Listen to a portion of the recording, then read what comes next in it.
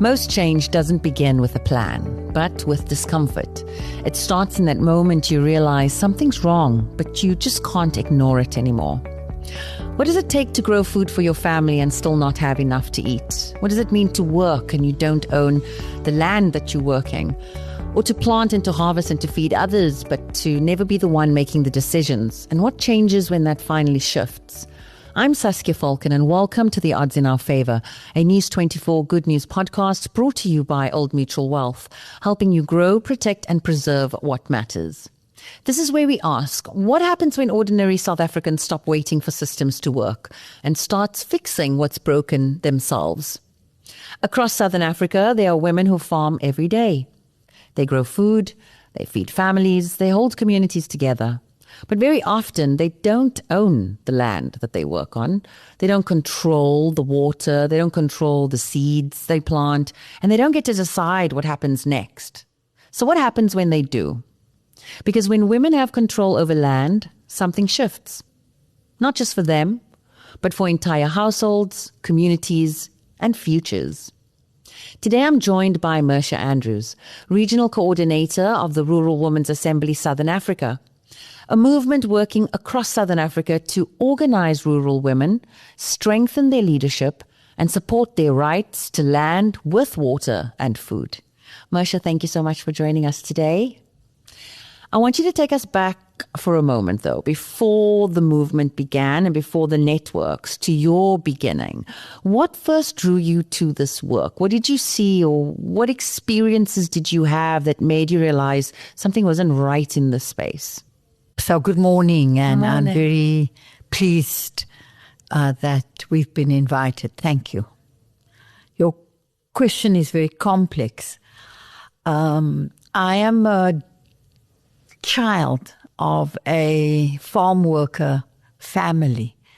So I lived with my grandmother on a wine farm in Achterperl, not far from here.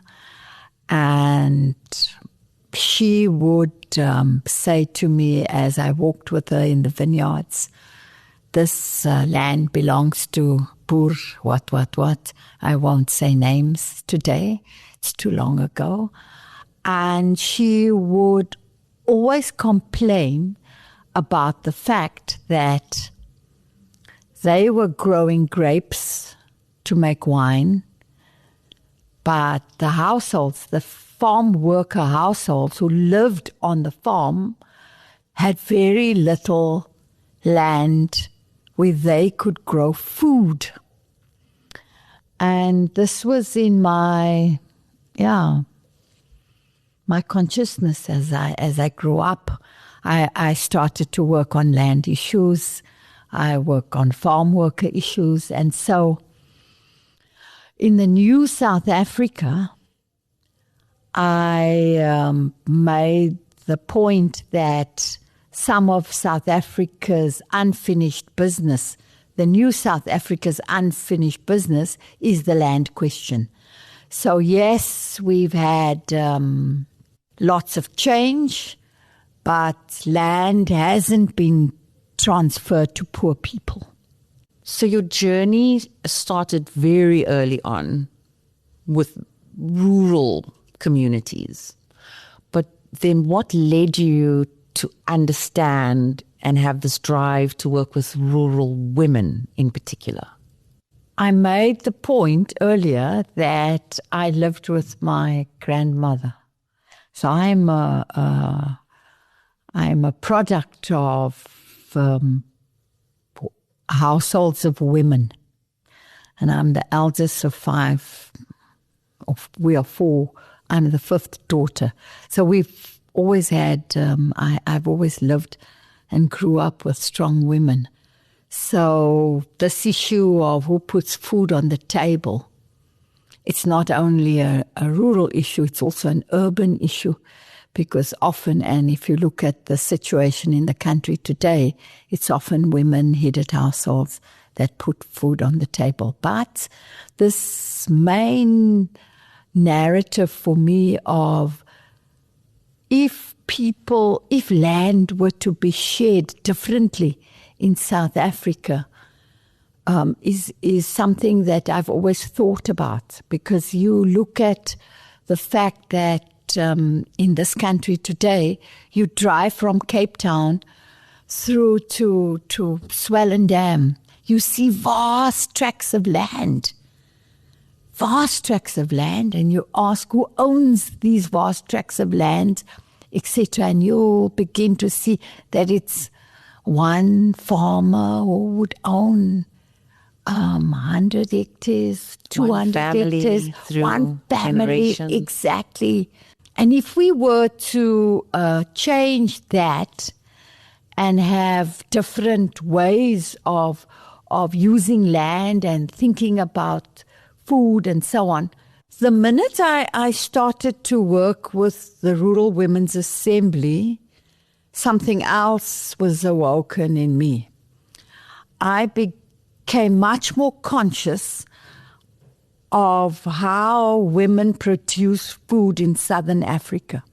You go to Zimbabwe and you see household plot, women's plot after the next allotment growing food. Every woman would be growing food. You go to Mozambique, you just go in the region and you see something else.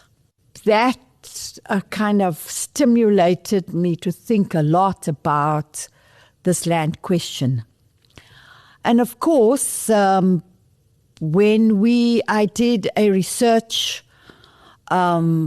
with the University of the Western Cape Plus, 2013, 2014, something like that, and there was a narrative we wanted to counter. The narrative said farm workers didn't want land, they wanted jobs. So we set out to do this research, and we did it with CASAU. It's a farm worker union that we work with in the Western Cape, and they were very supportive. We trained young people, and together with the University of the Western Cape Plus, we did this massive survey of farm workers and rural people living, particularly in the Langeberg district. Langeberg is just outside of Cape Town. It's got 5 major towns: Robertson, McGregor, Montague, Bonnievale, and Ashton.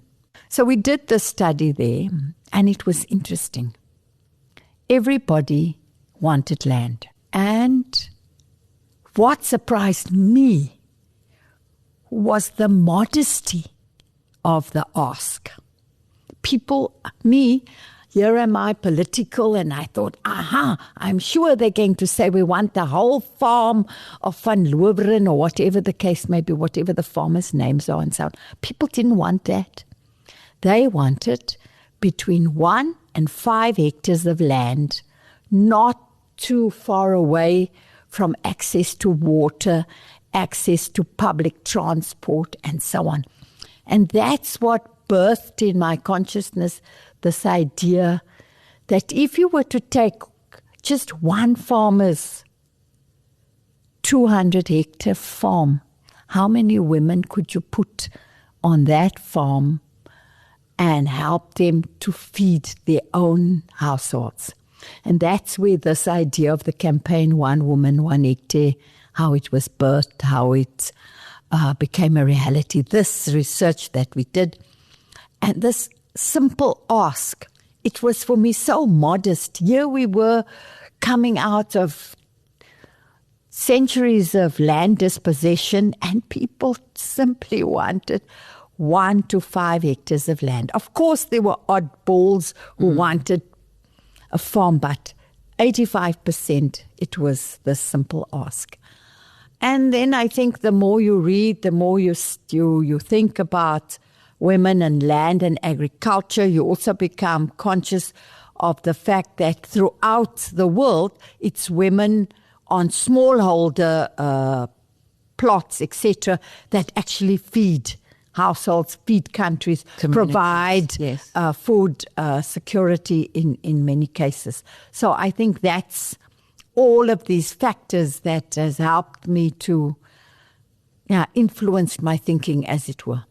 I want to talk about the incredible work that you're doing with the Rural Women's Assembly, the 1 hectare, one woman, 1 hectare campaign, as well as the Trust for Community Outreach and Education. But before we go there, there's just one more words that we use that I just would like you to color for us and put some reality into it for us. For many people listening, rural women, rural communities can seem like a very distant idea, even though it's right on our doorstep. The towns that you mentioned, we've all been on our road trips, but have we really paid attention? So if you can just help us to understand, who are these rural women and what does a typical day look like? Because you've traveled across Southern Africa, so you know what the South African rural woman looks like. So I think it's important to say there isn't one. It's a very diverse group of women. And of course, there are those in the areas that I've mentioned. And often people would have multiple roles. They may be a farm worker, a seasonal worker, only working for 3 months in the year or whatever the case may be. And the rest of the time may be trying to grow food on a small plot of land, and also trying to find other ways to complement incomes. So there are these diverse roles that people play. I think also South Africa, and particularly the Western Cape and parts of Gauteng, etc., we're quite outliers. By outliers, I mean we've been colonized, and therefore land was taken away from people in the Western Cape a long time ago.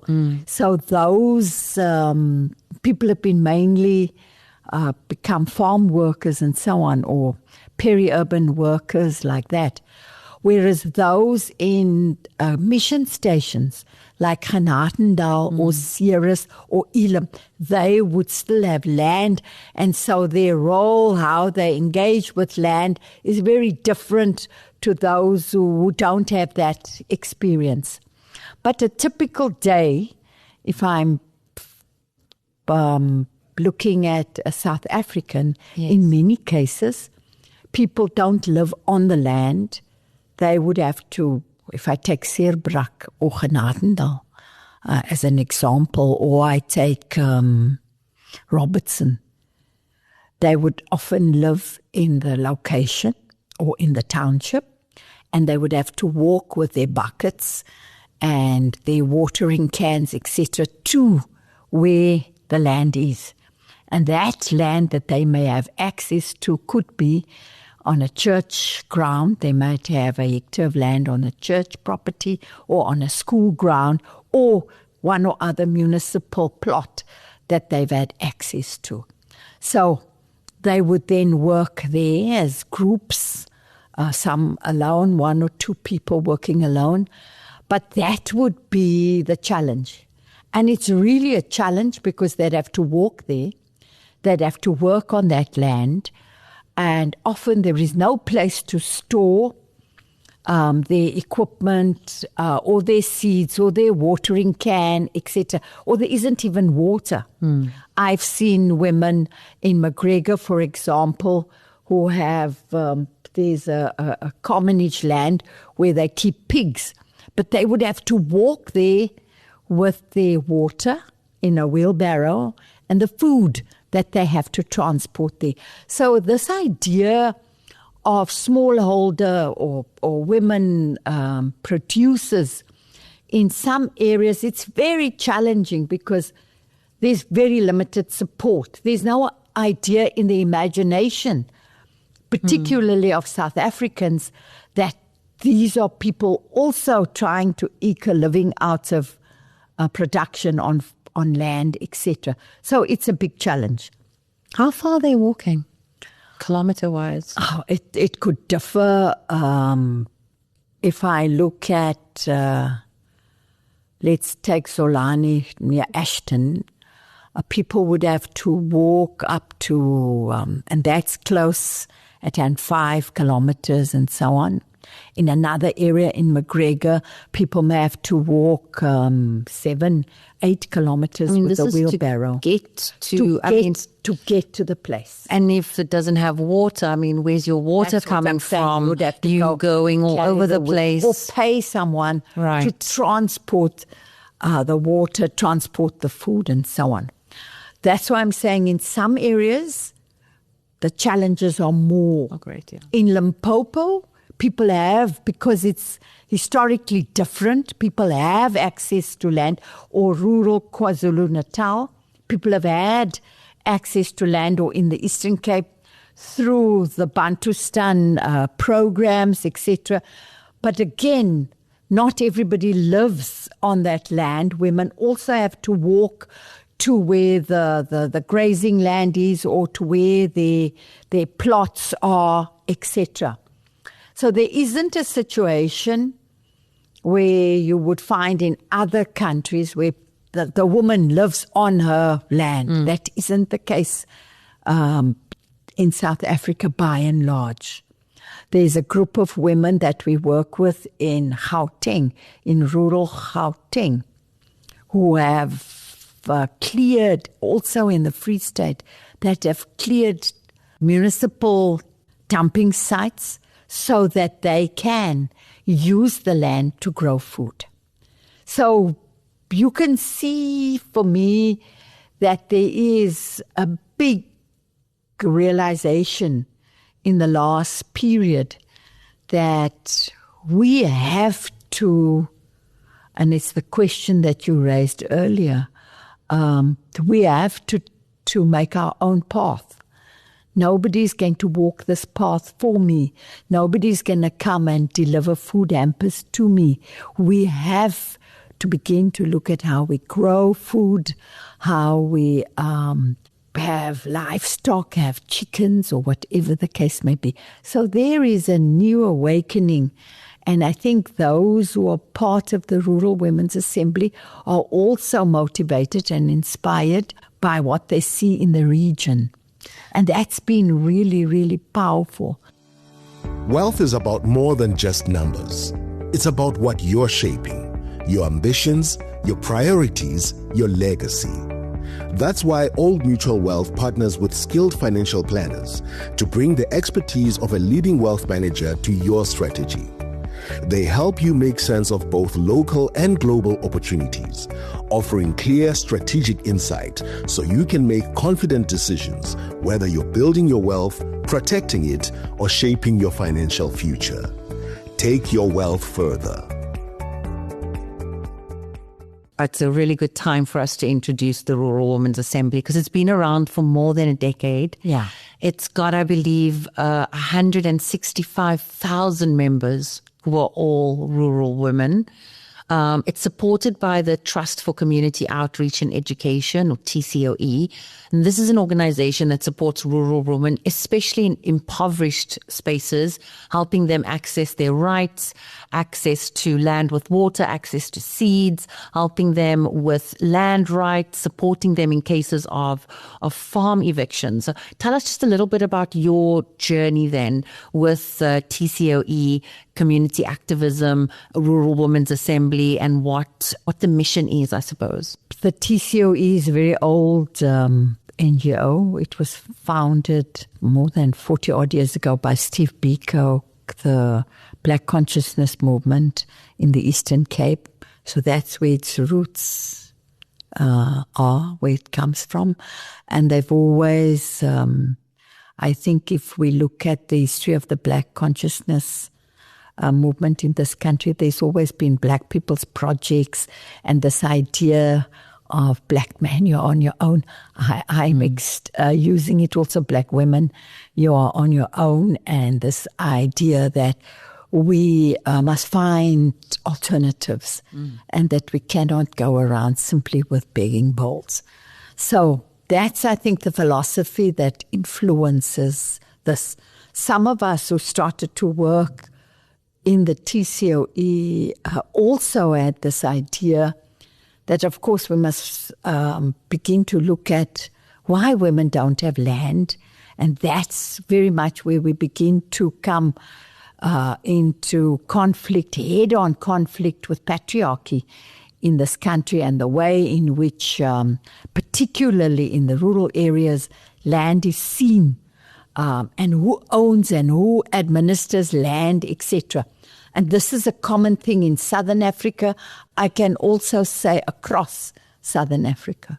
In Southern Africa, landholding patterns in many areas, if I take Mozambique, Zimbabwe, etc., it's state-owned land.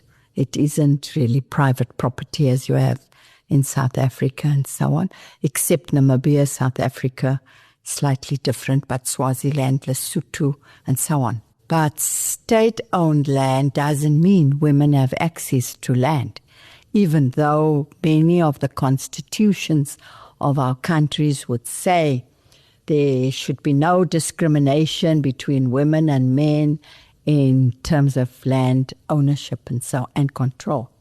The reality is, of course, that land administration by traditional authorities go hand in hand with culture, who controls the way in which traditional authorities are given control and over land and how they administer land.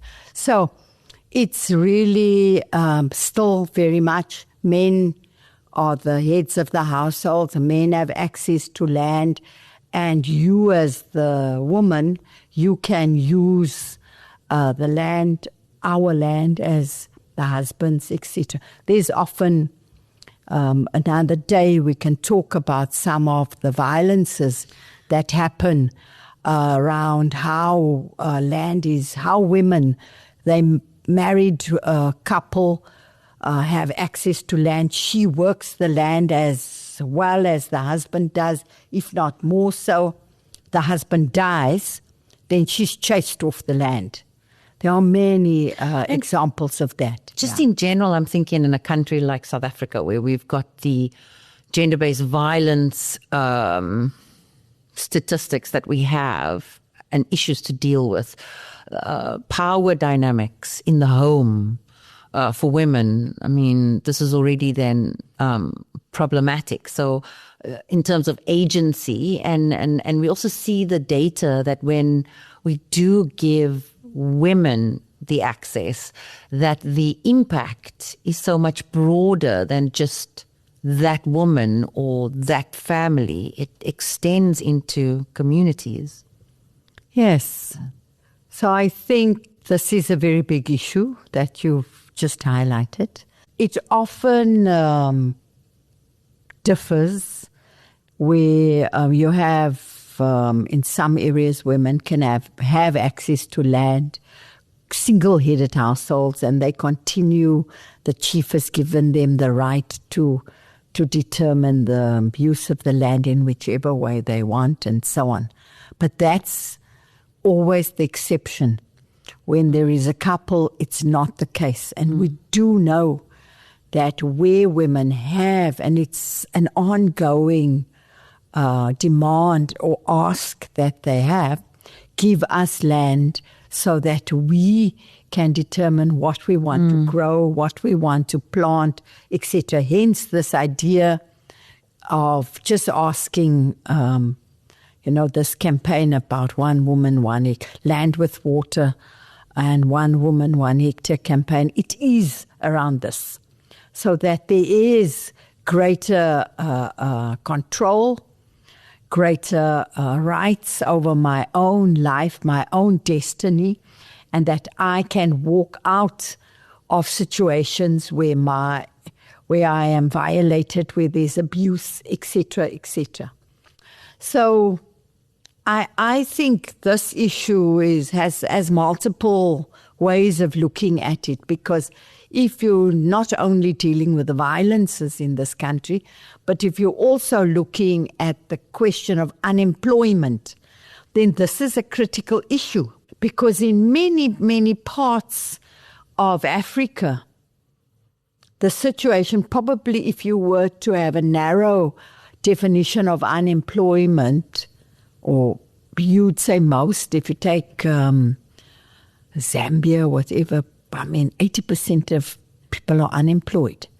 But if you look at self-employment, which is different, and if you give people land and you develop the systems of supporting how people grow, how you access market, how you give people tools with which they can add value, how you manage the supermarkets, for example, so that we don't have to import sweet potatoes from California.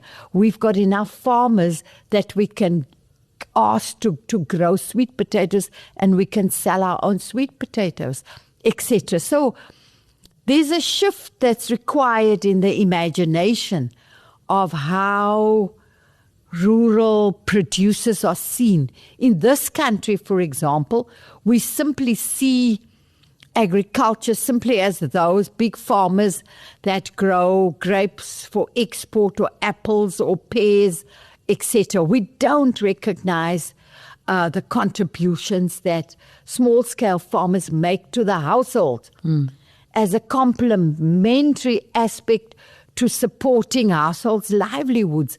And this is more and more what we're trying to do as the Rural Women's Assembly. So we are saying land is key, and we want land with water, but we're also saying that the question of seeds is critical.